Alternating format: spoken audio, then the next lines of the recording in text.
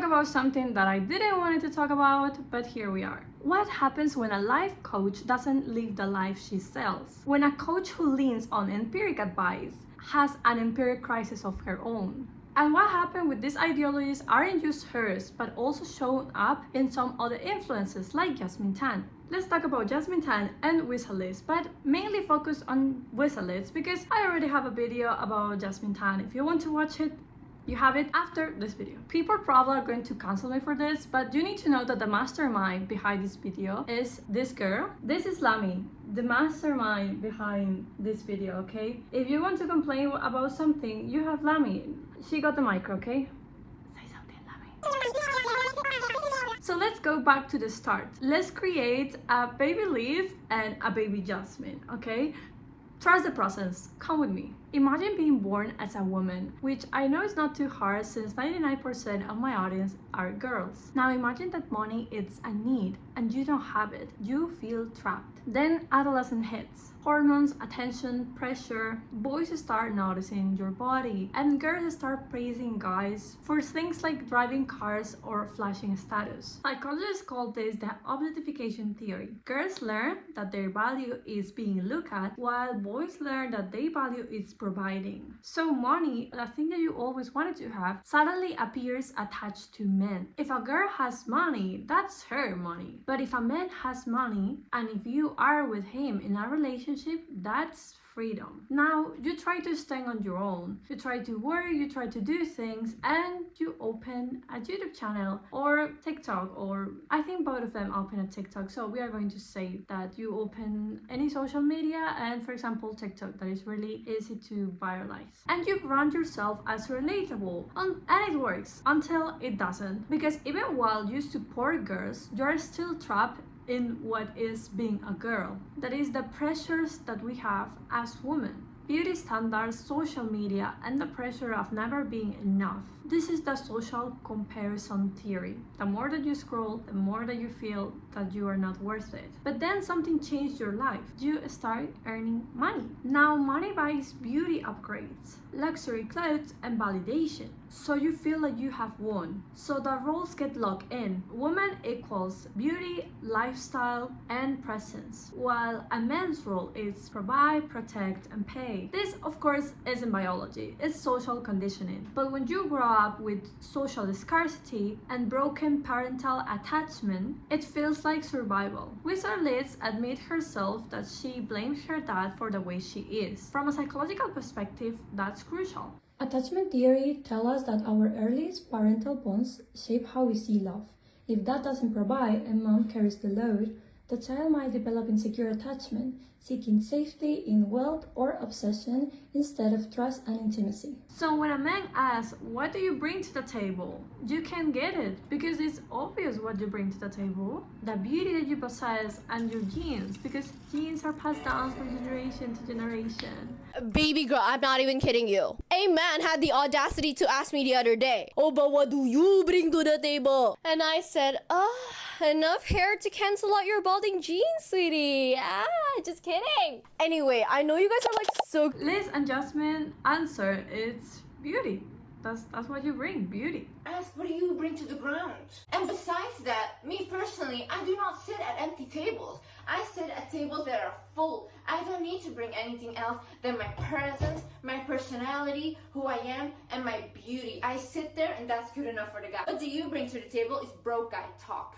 No guy that is actually willing to provide and actually take care of a woman will ever tell you, what do you bring to the table? Shut up. Men in this worldwide are uncontrollable animals who exchange status and money for that beauty. This is why Jazmine could break up with her boyfriend, 2-year boyfriend, because he took her to a hot pot. Because effort equals money. And if you don't bring enough money, you don't have effort. You're not doing any effort. All the tea on my breakup. So I was in a 2-year relationship and baby, I got love bombed. Week 2 of dating, this man flew me to Perth, bought me a golf set, diamonds, flowers every single week without fail. And I was like, oh my god, finally a man who's within my league. A man who finally understands the vibe. Hey, he a man.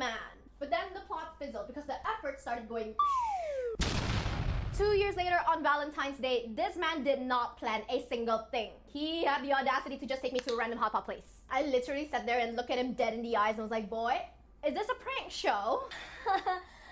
Be for real, babes. Where are the cameras? See, I am absolutely aware of what I bring to the table, and I am absolutely disgusted by lack of effort and inconsistency. So yes, I ended it on February 14th. Sat him down and was like, sorry fam, but we no longer gang. I am not gonna be out here preaching women empowerment online and living a sad beach life in private. In her word. But here is a twist. When betrayals happen, whether it's a cheap dinner or being cheated on while you're 4 months pregnant, the brain reacts the same way, panic, and then goes to survival mode. Neuroscience shows us why.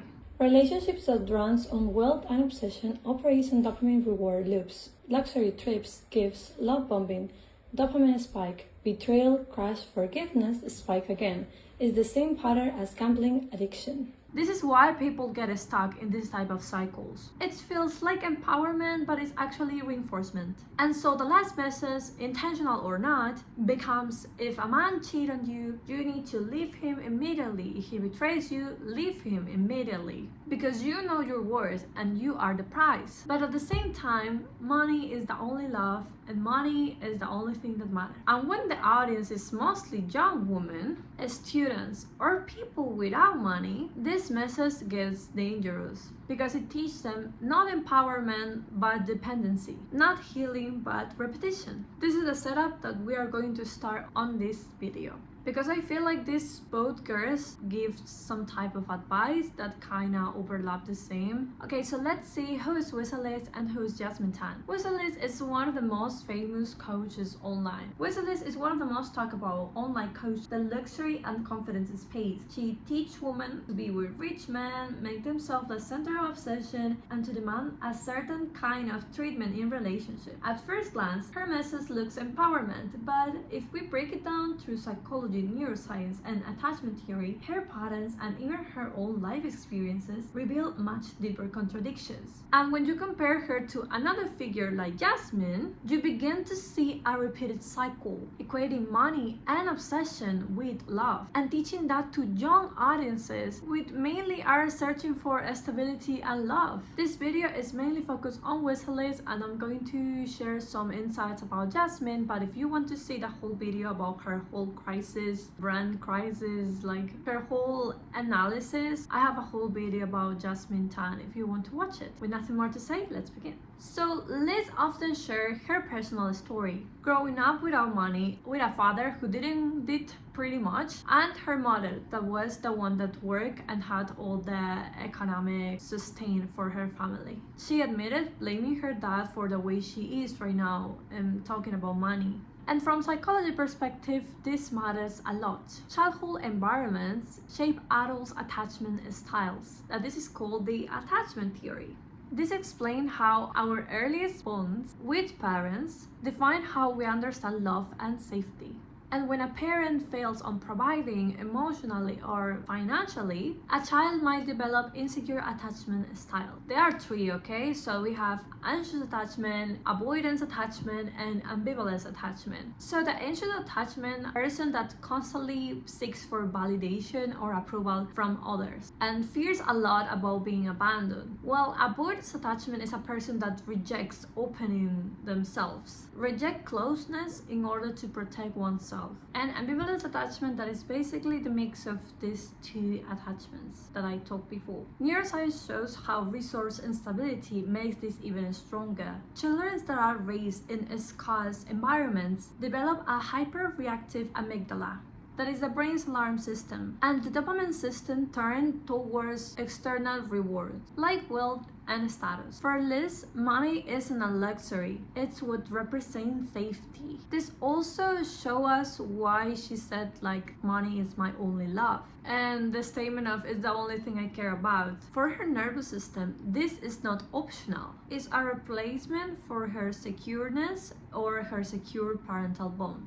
Again, this is my opinion. I am not sure about anything of this, but since some studies shows how can people that have been born in this type of environments with the type of things that she mentioned about the family, we can get some conclusions. But again, this is just my opinion. I have some information. I know some things, but I'm never sure about what I'm saying, and I just want to warn the audience about this thing. And even if it's not her case, you should be worried about this message, because if you're a person with this type of parental things and you listen to this message and you have been suffering for money, if you have cried once for money, yes, you probably have been suffering for money at least once, then you should be careful about this message, because it can really ruin how you see relationships. So first, how did she get here right now? How did she manage to be this way? In my opinion, okay, her statements are more about like mom is equal to survival,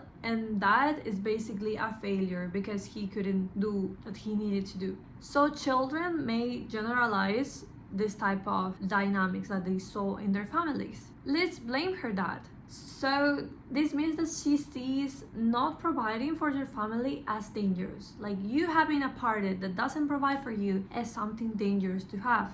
It's dangerous, humiliating, and shameful.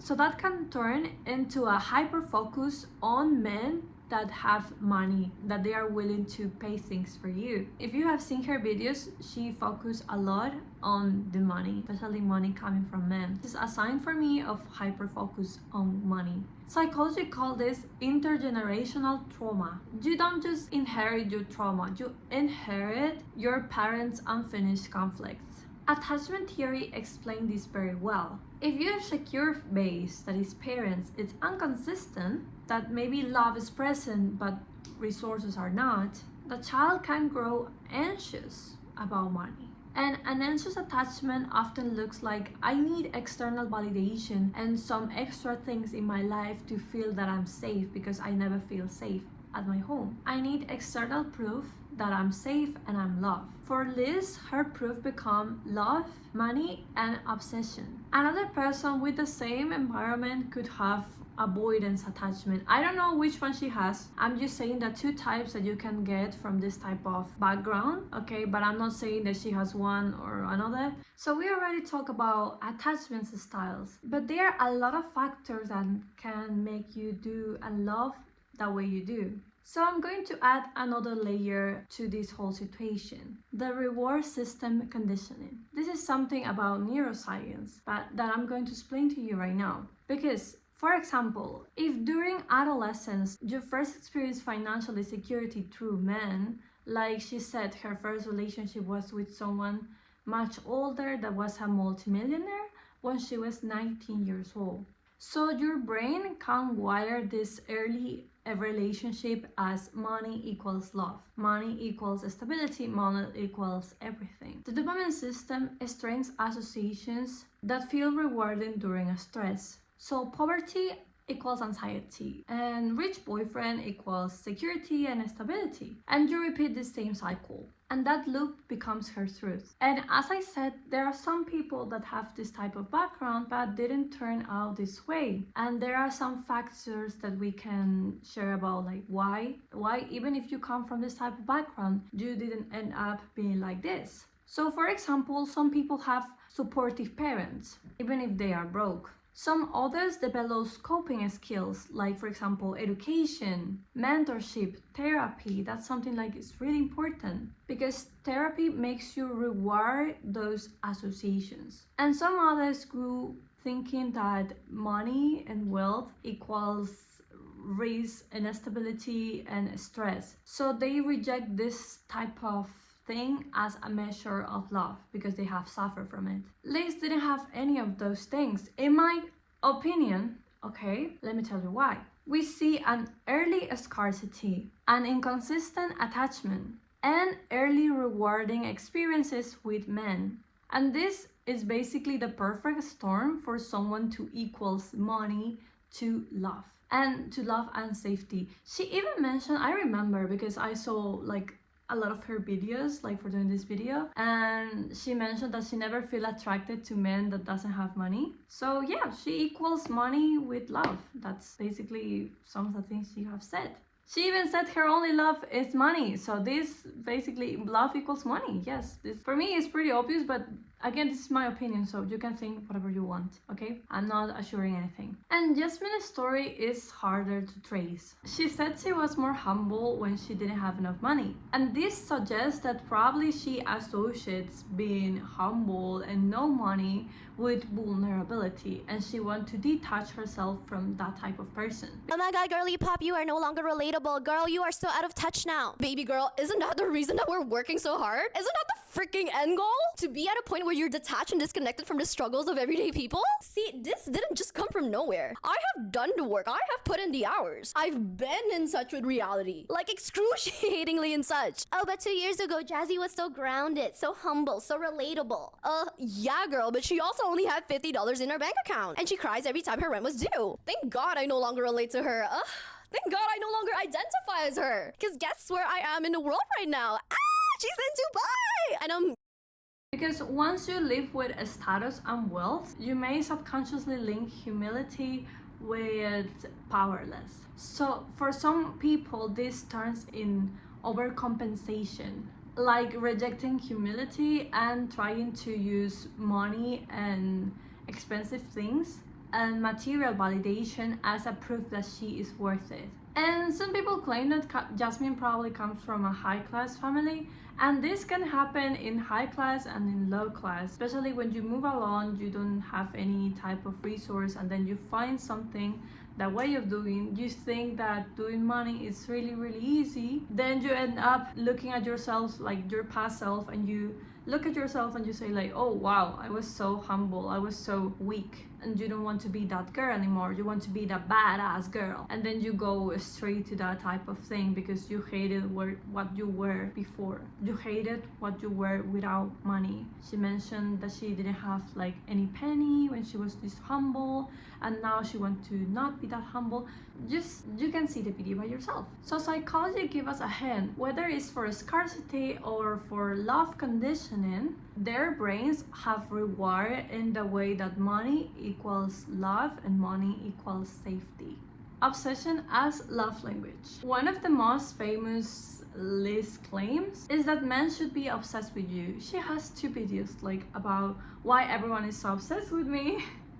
And she has another video of how to make people obsessed with you. Yeah, and she bragged a lot when the last video that she uploaded was with London, and all of us love London, right? Like everyone that knows WizardLiz knows London, okay? The cheater. I'm sorry, I don't have much sympathy towards people that cheats on, especially nowadays that you can basically divorce and you basically can leave the person. Why do you cheat? You basically are hurting this person that you said that you love. Anyway, we are not here to talk about London, at least not too much. So in this video, for me, like the first time I saw it, I felt something was off. I was like, because one of the most famous claims for me, he was like saying, oh, who told I love you first? Yeah, because it was a Q&A. And he said like, oh yes, me. I said I love her after 36 hours of knowing her. 36 hours. I literally told her within 36 hours, I was like, look, this is gonna sound like a lot and I'm sorry because I know it's weird, but I know I'm supposed to marry you, and that's weird as heck, but Yeah. like, is what it is. And I was like, great. She's like, "Alright." I was like, great. What? For me, this was a huge red flag. I saw that and I was like, hell no. What? And Liz was so happy and proud. Like, you see her face and she looks so happy. So like, yeah, girls, do you know, I talked to you about obsession. Look at this man, he's obsessed with me. This is exactly what you have to have in your life. He cheated on you. Yes, that it's crazy, like this normalization of this type of things. Okay, I think this is completely messed up, and there's some other message that she has sent, but she basically promote and she's basically really proud about people being obsessed with her and some of her exes being obsessed with her, because she has this video that she mentioned that any of her exes will go back with her if they have the opportunity. All of her exes will marry her, and most people that she stopped talking to, they are obsessed nowadays with her, that they can forget this girl, like the ex-friends, ex-people, ex-boyfriends, ex-everyone. They have been obsessed with her for years and years, stalking her. And she thinks this is normal. You are with people that is obsessed with others, and that's not okay. And she present this like, sorry, Lami, she present this thing like, wow, this is the best thing that you can do, and how you can get it too. So from a psychological perspective, someone saying you I love you in 36 hours of knowing you, is a huge red flag. Like the red flag guy that all the time walks and spins with a red flag. Yes, a painted red flag, okay? Huge red flag. This is known as love bombing. And for me, it was really obvious. Of course, this is love bombing. Too everything, too quick, too fast. They were together for some months. She got pregnant after 4 months. They were 7 months together and they broke up. Everything too quick, too fast. And love bombing is basically an intense rush or affection in early relationship. It's linked to insecure attachments and manipulation in romantic bonds. London manipulated her and did love bombing. I am completely sure about this, but again, I'm not sure. It is my opinion, okay? But for me, was completely like love bombing. He completely manipulated her and love bombed her. And it's not the problem that you fall in these things. The problem is that she has been normalizing this thing for so long, and her audience could be people that fall into love bombing because of her own advice to other girls. I don't think she's a bad person. I only think that she doesn't know what she's saying. That's my opinion. I'm sorry if it's too hard. And neuroscience has an explanation for this type of bonding. The brain floods with dopamine, that is a reward, and oxytocin, that is basically for bonding. And serotonin change that and mimic a drug-like high. But like any high, the crash is inevitable. This is exactly what happens with Landon. There was intense obsession at the start, followed by betrayal after just 7 months, and while she was pregnant. And my problem with Liz is mostly because she's a public figure that is normalizing. She has been normalizing this for so long that this type of person was inevitable. What do you expect from someone that is obsessed with you from the start? You have a stalker that's probably going to hurt you, or a love bomber that is going to manipulate you. You cannot have a healthy relationship with someone that is obsessed with you. Obsession is not healthy. That person is not healthy, okay? So you shouldn't search for this type of relationship. Never. This is not something that to aspire for. And this is my problem with the WizardLiz, because she sent this to the audience. This is what you should, this is something that you should aspire for, and you should not. In my opinion, toxic, completely toxic. You shouldn't aspire for this type of thing. She reframes this type of cycle as desirable while it's dangerous, and she have saw it. Like right now, for the first time, I think she saw how dangerous is this type of thing, because like something really bad happened because she's pregnant now, and being pregnant is not bad. It's just something, you're having a baby with someone that hurt you. That hurts. Teaching her audience to equate obsession with love risks normalizing manipulative patterns. I would always have people extremely obsessed with me. Whether it was a friend, whether it was a relationship, anyone that came into my life and got to know me, when the friendship ended because of disrespect or betrayal or anything, these people would stalk me till this day and try to become friends again and everything. Now she emphasized like on her last post about how money is her only love. And she said also in a conference that men should pay for the lust, that we are not using enough our femininity and our things to make men pay for our lust, and that's how we become empowered, by taking money from men and taking it to ourselves. But this, for me, the underlying thing of this whole thing is basically the same. External proof of love, whether it's money or obsession, if you're always needing someone to prove to you that they love you, and it needs to be with something that you can truly know 100% know the see, because you don't know what is being loved correctly. You don't know what is healthy love, in my opinion. She's basically searching for someone that replaces this type of insecurity that she has. That is my opinion. On Jazmine's case, it's basically the same but has some slightly difference I'm going to share with you. In her famous hot pot story, she talks about why she left her ex-boyfriend, of 2 years of relationship because he took her to a hot pot. Yes, that's the only reason. He took her to a hot pot, and a hot pot is not too expensive, so basically that means that he doesn't love her. She said it's not about the money, it's about the effort. So yeah, as you have seen, she broke up with her 2-year relationship because he took her to a cheap place and not to an expensive, fancy flight to Bali thing. She shows financial expenses as a proof of love and effort. Research on mating strategies explain why this framing appeals to women under financial stress. Money becomes proof of love, but like less obsession is standard, this also teaches conditional love. Real emotional effort is ignored if it doesn't come wrapped in luxury. In both cases, love is transactional. Liz equates it with obsession and money, and Jazmine with money and obsession. In both cases, love is transactional. Both of them talk about how these boys should be obsessed with them, and both of them talk about how much money they have to receive and getting an allowance from men and having with a provider and things like that. So both of these women talk about these things. So they equal love as money and effort as money too. In these two cases, the underlying psychology is basically the same. External validation replaces true relational safety. But of course, we know this is more like love bombing rather than love. Okay, now we enter to transactional attachment and condition. So, for example, Liz say often things like, if men have the audacity to ask you to take your clothes in 2 seconds, why you don't have the audacity to ask them for money? And they also say things like, never date a broke man without ambitions, because a man with ambitions will never be broke. This framing makes relationship transactional.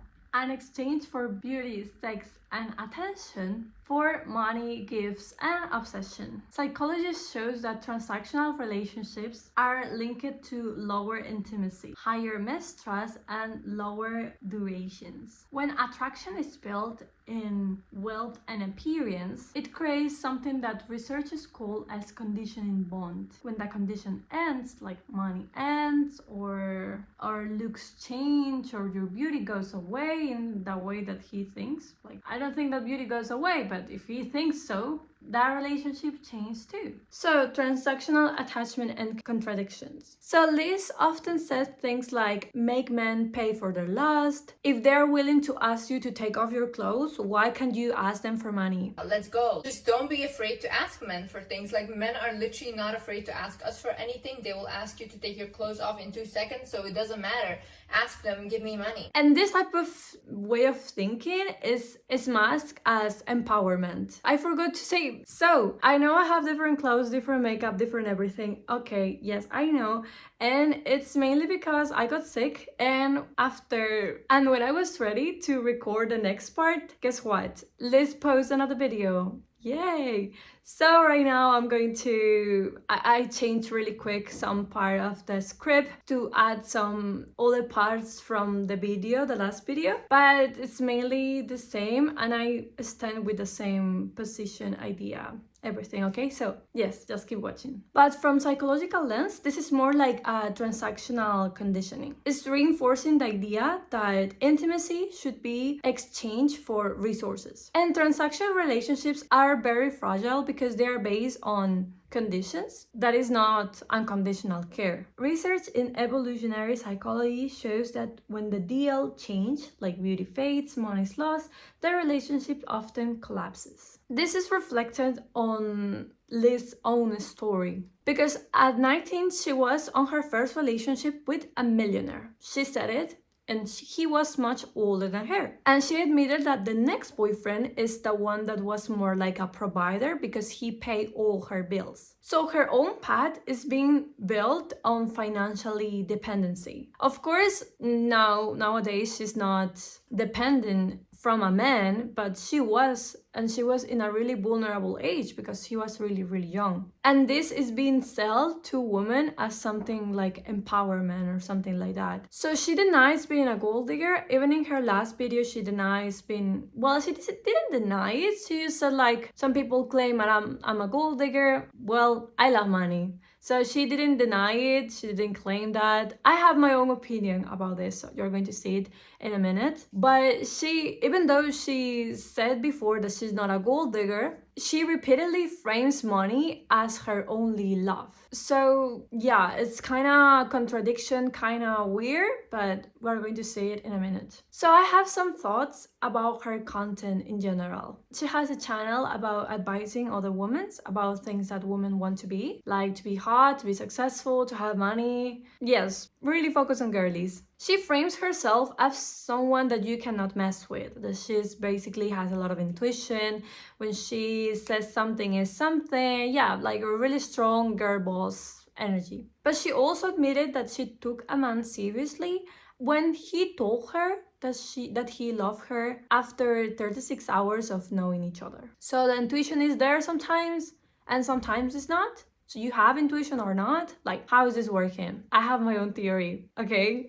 This shows how love bombing can bypass intuition because you have normalized intensity as love, as she frames, and also jealousy that we're going to see. And all these things can bypass if your intuition. But I don't think that she has a good intuition, in my opinion. You're going to see it why. But yeah, I don't believe she has a good intuition.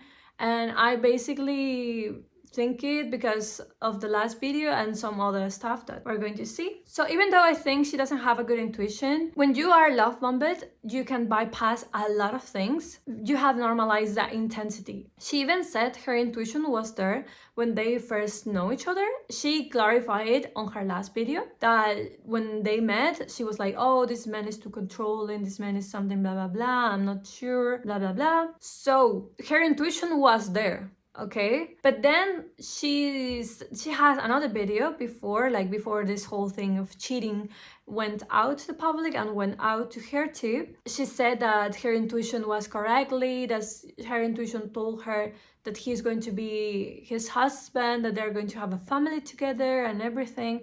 So your intuition is there sometimes and your intuition is not. So if your intuition is 50% of the time correctly, you have a bad intuition, okay? And this is not a problem of her specifically. This is more like a trauma thing, in my opinion, okay? I'm going to tell you why. I think that intuition only works when you have healed. Because what is intuition? Intuition is basically what tells you in your brain that something is off when you are doing something in your life, okay? So the problem with this thing is that it's based on your previous experiences, okay? And what does that mean? This basically says that if you haven't healed your past relationship, your past patterns, your traumas, your past relationships, your love attachment, that is basically what defines a relationship. Love attachment, the attachment style that you have. If you don't have secure attachment, no matter woman intuition thing, that's not going to work because your intuition is going to work against you, okay? For example, people that have lived in really bad, like abusive families normally search for another abuser to have them in their families because not being with an abuser feels off, and that's what we call intuition, okay? So intuition only works when you have healed. If you haven't, you're going to search for the same old patterns and you're going to be stuck on that cycle until you heal. Okay, so there's another video that she said something like, you stop trying when things get taught and this is how losers are created. And there's a viewer that comment like, this broke my heart, I really needed to hear this, but I don't want to be like this anymore. This is my problem with part of her content. I think she oversimplifies a lot of things that are that has a really big background behind. This is not how losers are created. From From psychological lens, giving up when things get hard is a self-defense mechanism. This is working against pain. You as a human don't want to suffer. Like, no one wants to suffer. Your brain doesn't want to work against you. That's why it's basically protecting you from getting hurt. This is not laziness. This is more like a trauma response. If you have suffered too much, like from this type of situations, your brain is going to say, okay, don't do that because you're going to suffer again. In this type of trauma, therapists usually do is trying to gradually expose the person to this type of situations, trying to expose you to discomfort, but we don't go for shaming, okay? And I feel like this is type of comment is more like shaming comment, like, you're a loser, duh, stop being a loser, like motivation thing. It's not how it works. I would love that you hear once that you are kind of like a loser and suddenly you change. No, this is not how healing and this is not how changing works. And maybe this is like a hot take. Maybe people are going to disagree with me. This is my opinion, okay? Only entirely my opinion, okay?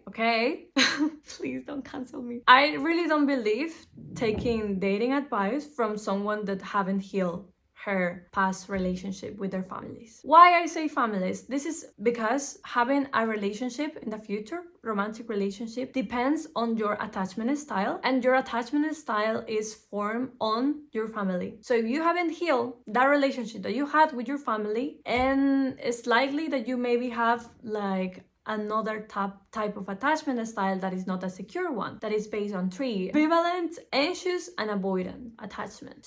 So that is something on our relationship, and I think she has some of these insecure attachment styles, and I wouldn't take a dating advice from someone that haven't healed. Because if you grow up with insecure attachment, and especially if you openly say it, like, I blame my dad for how I am and blah blah blah, so you recognize that something was off on your past. Now is the time to heal. You have the money to heal, like to pay therapy. She's going to therapy. She said it on her last video, but I have something about therapy. So I'm going to do something like a comment right now that I remember. She did a video of her therapist like a long time ago, and her therapist should be like investigated, because she was talking about her therapist being like a person that sees things, see ghosts, spiritualism, like patterns, like, yeah, some pseudoscience going on therapy. So I don't know if she has a license. This therapist that she was going has a license, but should be removed, okay?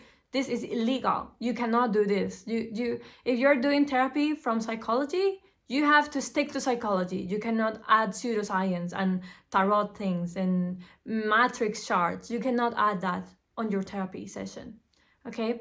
And now I think she's going to a therapist. I think maybe a qualified one, because of how she talk. I think maybe the new therapist is qualified, but if it's like the last one, probably nothing is going to change on her attachment styles. So if you have insecure attachment and you blame your dad or mom or whatever because of having it, you are right, but now is the time to take action of that.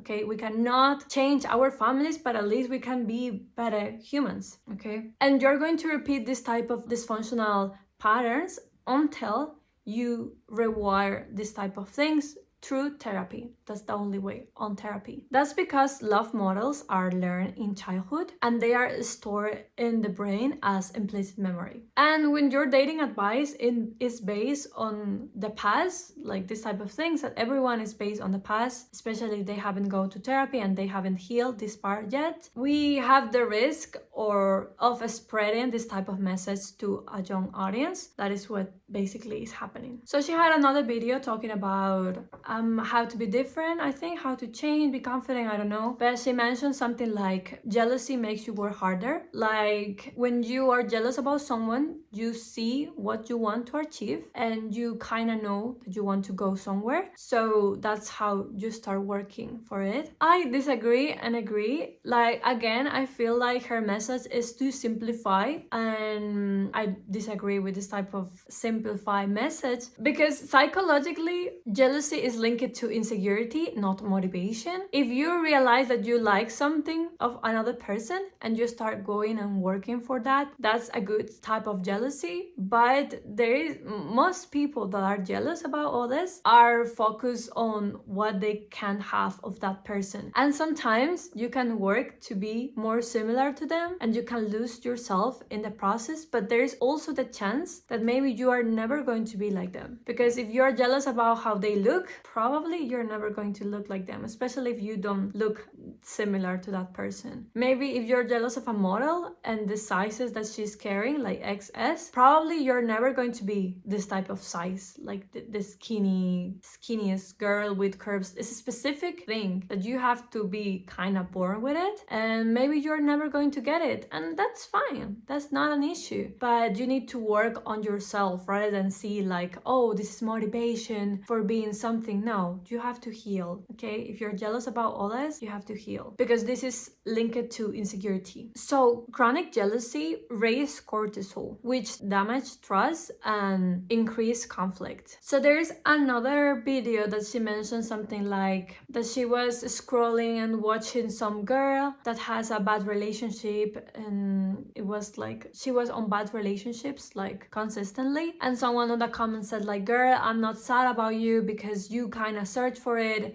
And Liz said that that message was something bad, like it was kind of rude, harsh, but she kind of agreed with the message, like, oh yes, you're kind of searching for it, kind of searching for being hurt. And I want to, even if Liz doesn't think this way, I want to add it anyway, because I want to do some clarification from psychological perspective. Yes, self-fulfilling prophecies exist, but this is an oversimplification of stuff. People with unsolved trauma are likely to tolerate red flags, but they are not seeking harm, because no human wants to be harmed. Okay, stop blaming the victims. Okay, and Liz has a video saying never date broke men, and she said something that triggers me, because she said like, oh yes, because a really like smart guy, like a really good guy, will never be broke, because if he's smart, he will know the way of not being broke. Simplification of things, like, I don't know, if you watch the statistics of mobility on every country, you will see how hard it is. No matter how smart you are, it's really hard to overcome poverty. So I completely disagree with this type of message.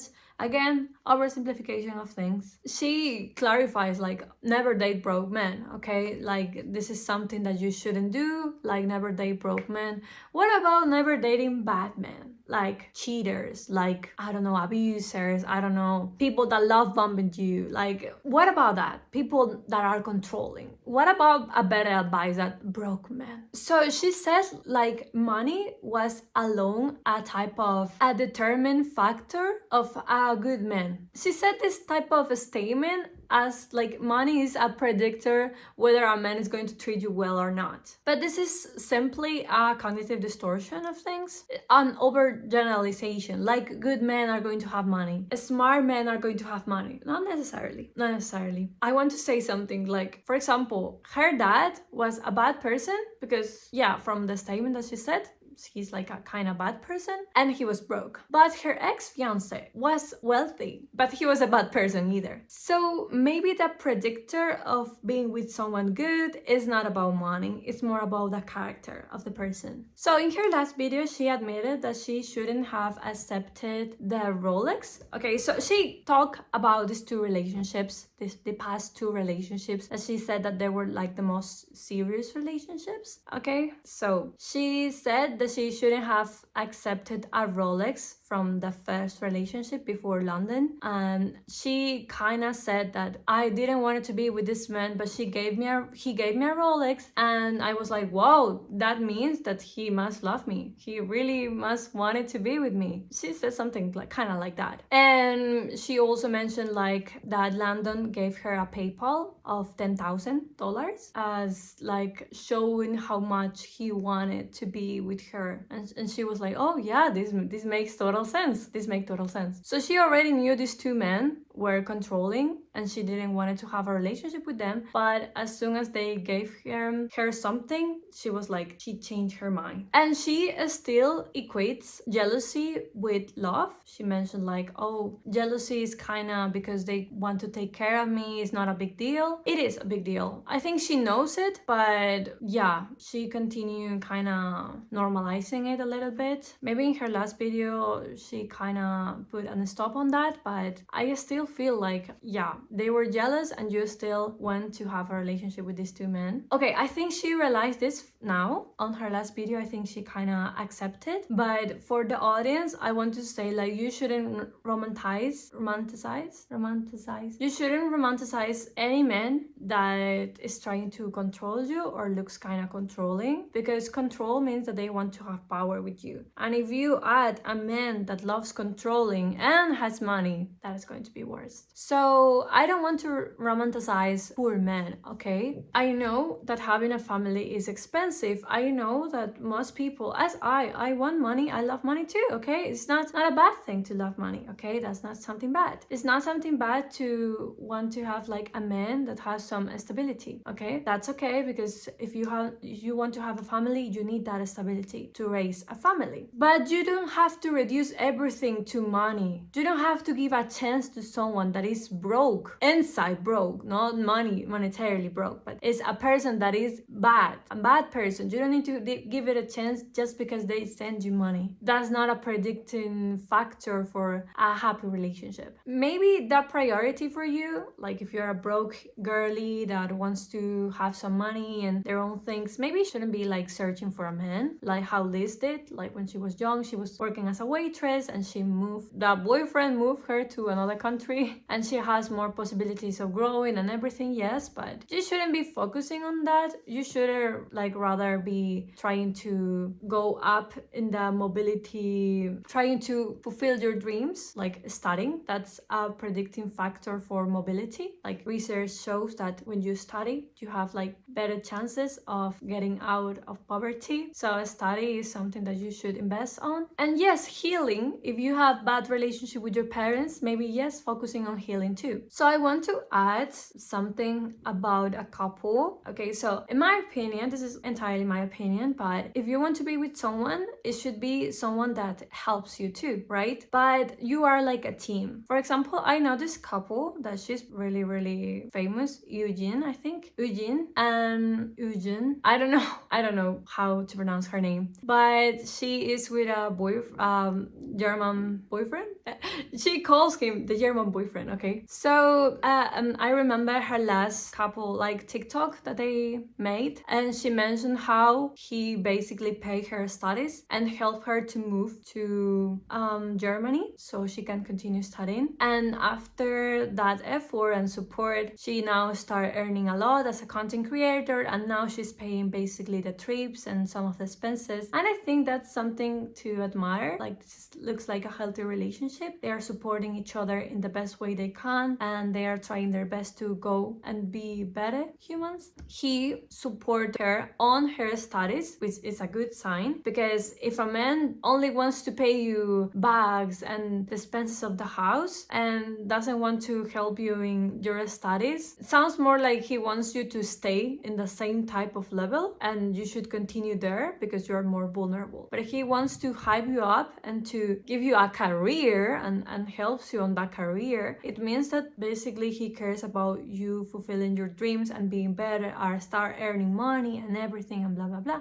And that's something that shows that this person truly loves you, okay? I don't mind if you have a relationship with someone that wants to support you, but you need to keep an eye on what he wants to support you, okay? Just in case. There is another video. Okay, this is like the last comment that I want to talk about, but she mentioned on her another videos about like why you cannot relax is because you are in your masculine energy. She talks about how her mom was always in the masculine energy because she was working and everything and how she cannot relax and blah blah blah. I completely disagree with this type of message, okay? This doesn't make any sense. Okay, first of all, this is my opinion. Second of all, I'm a girly that loves science, okay? And research says that this doesn't have any sense, okay? There is not like masculine, such a thing as masculine or feminine. feminine energy. It's only about energy, and you are not born with feminine energy because you are a woman. Energy doesn't have a gender. Okay, this whole thing doesn't have any sense. Okay,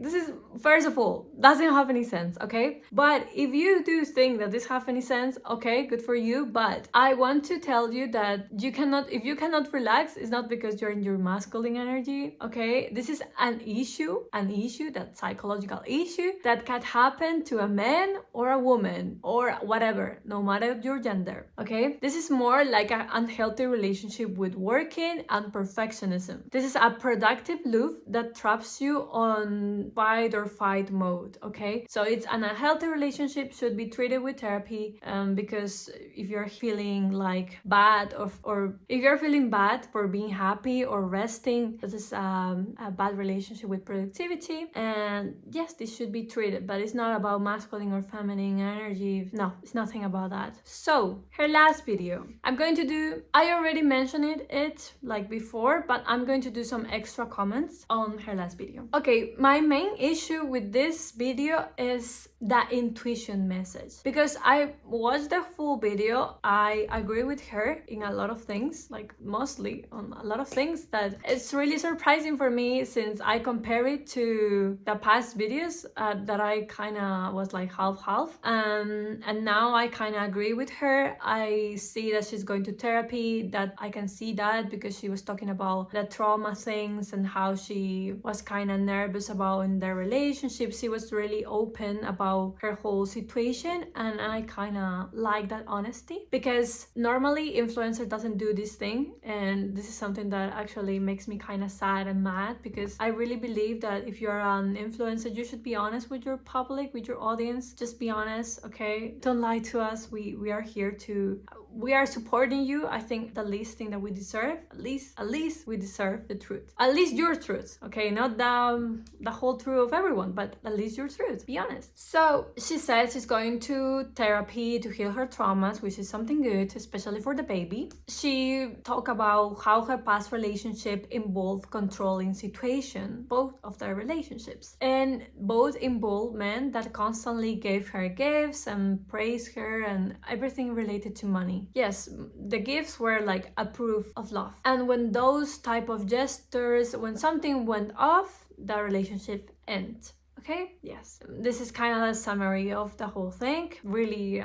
easy summary. She also said things like she once dreamed about her partner, Landon, ex-partner, cheated on her, and she ignores this type of signs because she considered that was sabotaging her relationship, that she was kind of sabotaging it because of her past traumas. And then she framed it like, I should have listened to my intuition. And my main issue is with her intuition part. Like, this is my main issue, the intuition message.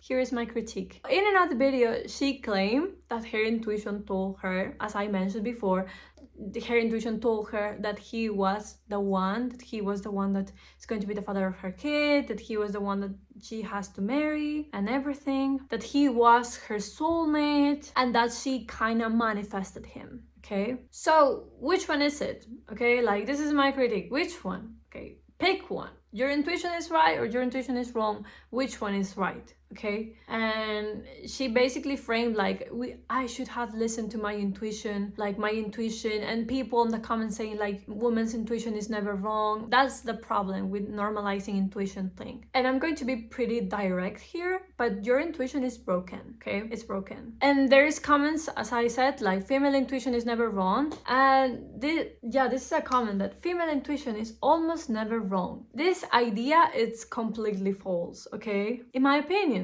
Intuition is not gendered. It's not from women's, men's intuition. It's intuition in general, okay? And this is simply the past experiences that you had. The pattern that your brain has learned, that's your intuition. You can rely on your intuition if you have secure attachment. If you have secure attachment and you went to a psychologist and you have a really good relationship with your family, or you had a bad relationship and you went to therapy to heal that, and now you have secure attachment, you can rely on your intuition. Absolutely. Your intuition is right. Okay, it's really simple for someone that has secure attachment. I have secure attachment. I follow my intuition. Easy because my psychologist told me that, like, your intuition is right because you have a good relationship with your family. You don't have anything to doubt about. That's something great. But if you don't have this type of secure attachment, your intuition is going to be wrong. Your intuition is broken, as I think her intuition is broken too. Okay, one comment under her video said something like, girl, you should question when a guy who only knows you for a few weeks buys you an expensive gift. It doesn't mean he cares, it just means that he is trying to bait you with money. Yes, I agree. And another comment replied,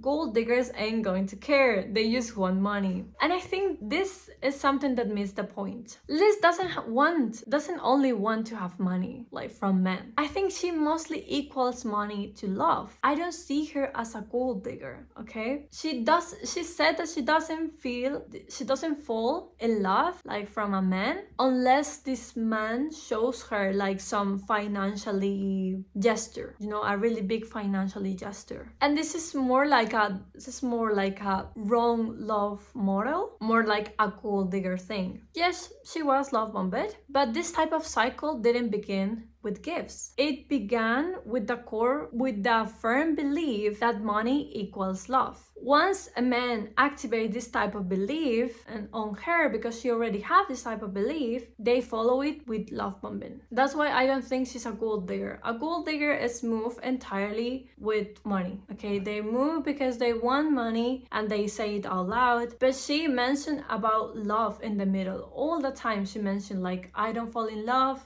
from a man. So I think it's mostly like a person that is kind of broken. They have a broken relationship on this type of patterns, behaviors. But I don't see her as a gold digger herself. I don't think that she's kind of saying, okay, who can give me more money? You say 10,000, you say 50,000. So I don't think this is the main thing that she mentioned. She mentioned mostly like, oh, this man is investing so much money in me. And I know how hard it is to get money. So that must mean that he loves me. He really wants to know me. And this is completely wrong. I want to end with this comment. I think she lacks accountability in the sense that she believes her greatest lesson of all of this is to follow her intuition without realizing that before this cheating scandal broke out, she said her intuition told her he was her soulmate and she manifested him. She seems to have the habit of spiritualizing everything, and I actually think this is why keeping her stuck in this trauma cycle. When she discussed matrix charts, etc., I'm like, come on girl, what is this? I completely agree with this comment, and matrix charts for me, adding this on the video that you're talking about trauma and everything, I mean, you can do it, but I disagree with matrix charts. I kind of look it up because I was like, what the fuck is that? Pseudoscience, nothing important about that. For people that grow up with a scarcity mindset or a scarcity environment, the promise of wealth, obsession, and you having everything that you desire is something that can calm you, like in your soul. Real security doesn't come from power or money. It comes from secure attachment, shared values, and mutual respect. Until those deeper wounds haven't healed, the cycle will be repeating over and over again. Obsession followed by betrayal, and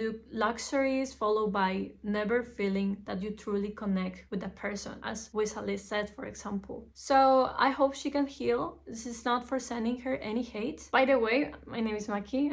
Welcome back to my channel. If you want me to talk about something, and just let me know in the comments. Please be kind. Remember that your words have an impact not only in other people, but also in how you perceive yourself and how you talk to yourself, okay? And I don't hate her or her content. I disagree in a lot of things, but I praise her for being this transparent. I think that she hadn't realized some stuff that I want to highlight on this video, but this is not for sending her any hate. It's mostly for the audience, for the people that are watching her, to give you another point of view. If you disagree with me, that's fine. This is my way of seeing things, and this is the resources and the study that I have because I really love my career. What can I say? So yeah, I hope this can help you to understand more of the background. I don't think she's a gold digger. I don't think she's a bad person. I don't see her like a bad person.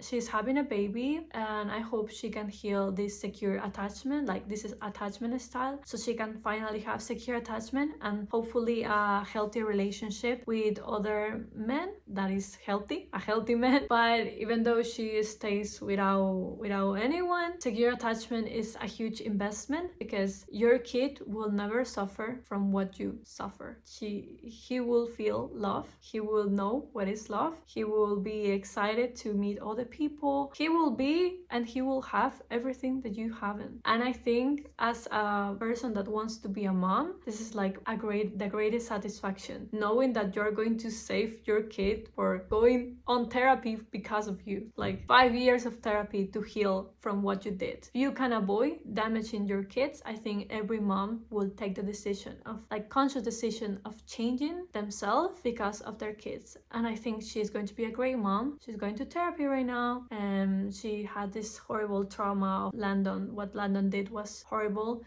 There is no justification for cheating, like a horrible trauma that basically traumatizes you, like it's horrible. So I hope she can heal from this, and I hope to see you in the next video. Bye.